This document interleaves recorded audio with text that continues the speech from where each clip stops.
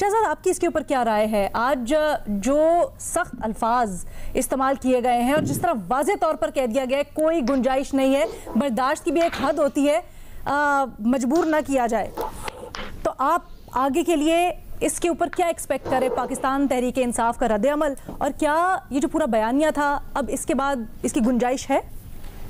बहुत शुक्रिया अलीना। मैं चाहूंगा कि पहले आप मुझे मौका दें, आज जो खिताब हुआ उस पर बात कर लें, फिर जो इसके ज़िमनी सवाल होंगे उस पर भी चले जाएंगे। सबसे पहले तो हम क्योंकि सियासी बहस में उलझ जाते हैं और जाहिर सी बात है एक फौज का सियासी रोल रहा है तो उस पर ज़्यादा बात होती है, लेकिन हमें ये सामने रखना चाहिए कि एक बात जो आज आर्मी चीफ ने की कि जो शोहदा और गाजियों की कुर्बानी है, उनकी फैमिलीज की कुर्बानी है, उसको मेरे ख्याल से खराज तहसीन उन्होंने भी दिया, हमें भी देना चाहिए, क्योंकि ऑब्वियसली जब वो लड़ने जाते हैं तो उनके जहन में ये पॉलिटिकल पार्टी, सियासत, ये कुछ नहीं होता, तो उनको खराज तहसीन यकीनन पेश करना चाहिए। डिफेंस डे के हवाले से तकरीब थी। जहां तक फौज के सियासी किरदार का ताल्लुक है, बड़ी अच्छी लगती है बात सुनने में जो आज आर्मी चीफ ने कही कि 2021 फरवरी के बाद से सियासत से बिल्कुल किनारा कश हो गई है फौज, सियासत में कोई इंटरफेरेंस नहीं होगी। ये सुनने में बहुत अच्छा लगता है, लेकिन कुछ देर पहले मैंने जियो पे जैसे कहा कि क्या ये एक टैक्टिकल मूव है या ये एक स्ट्रेटेजिक मूव है, क्योंकि जनरल कियानी के दौर में भी यही था। जब मुशर्रफ ने अपना दौर खत्म किया बतौर डिक्टेटर, फौज को बड़ी बदनामी का सामना करना पड़ा, फौज का इमेज बड़ा खराब हो गया था। उस वक्त कहते थे कि जब फौजी अफसरान वर्दी पहन के जाते हैं तो उनको लोग जो है बड़ी बुरी निगाह से देखते हैं, तो फौज का उस वक्त मोराल इमेज काफी डाउन था। जनरल कियानी साहब ने उसको रिस्टोर करने में बड़ा अहम किरदार अदा किया, और इसीलिए कहते हैं कि जो फौज की रेपुटेशन थी वो बहाल हुई उस दौर में। लेकिन वो भी अगर आप देखें, तारीख का मुताला करें, तो ऐसा लगता है वो एक टैक्टिकल मूव था, क्योंकि जो एक स्ट्रेटेजिक थिंकिंग थी इंस्टीट्यूशन की कि हमने आगे जाके मार्शल लॉ तो नहीं लगाना, लेकिन कोई ऐसा शख्स सामने लेके रखना है जिसके जरिए हम हुकूमत चला सके, एक हाइब्रिड रिजीम हो। तो वो प्लान कहीं ना कहीं था जो अगले 10 साल में एग्जीक्यूट हुआ।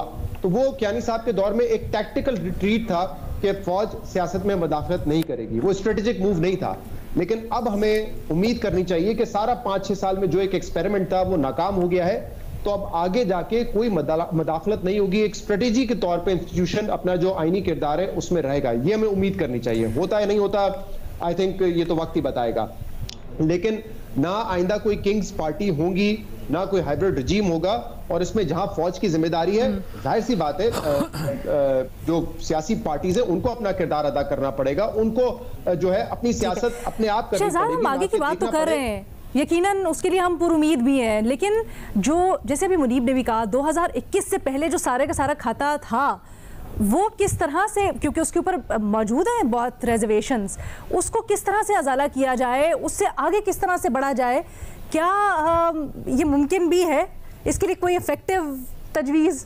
देखिए, अजाला तो इस मुल्क में नहीं हो सकता। अजाला यही हो सकता है कि आइंदा जो कोर्स करेक्शन हो वो मुस्तकिल हो। ये आर्जी तौर पे हम ना कह रहे हो क्या जो है ए पॉलिटिकल हो गया है फौज का इदारा, ये ताहयात जो है न्यूट्रल अगर हो जाए या a political is a better word हो जाए तो फिर जाहिर सी बात है अजाला हो जाएगा। लेकिन मुनीब की जो बात है वो इंपॉर्टेंट इसलिए है कि अगर आप अपनी गलतियों का इदराक नहीं करेंगे तो आप हकीकत पे पर्दा डाल रहे हैं। क्योंकि देखिए आज क्या बात हुई, आज ये एतराफ हुआ है कि 2021 फरवरी से पहले सियासत में एक रोल था फौज का, लेकिन फिर अगले जुमले में यह भी कहा गया कि जो आरटीएस के बैठने का इल्जाम है वो भी बहाना है, इंपोर्टेड साजिश हुकूमत, इंपोर्टेड हुकूमत का जो बयानिया है वो भी बहाना है।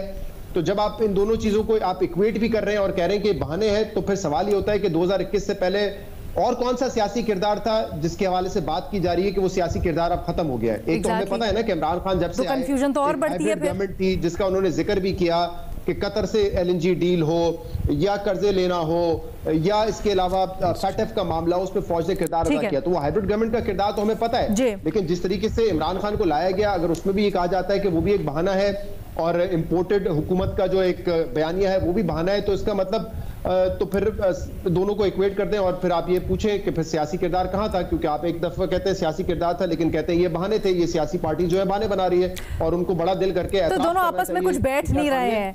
इसी से मुतल्लिक सवाल बहुत से पैदा हमें देखिए लेट्स बी लिटिल प्रैक्टिकल ना, कि अब सारी चीजें आके आप तो नहीं बताएंगे। We understand where he is coming from, वो क्या कहना चाहते हैं। और इसका अजाला यही हो सकता है कि आगे जाके हम ये चीजें देखें। माय क्वेश्चन इज कि अगर आप ये कहते हैं कि पूरी तरह से हर चीज का आके उसको एडमिट करें, तो क्या वो इम्प्रैक्टिकल होगा? क्या ये मुझे एक छोटी सी ब्रेक की इजाजत दीजिएगा। देखिए, एक अच्छी बात ये कि आज उन्होंने ये बात की, उन्होंने खुद ये कहा है। ओके शहजाद, मुझे एक ब्रेक की इजाजत दीजिएगा।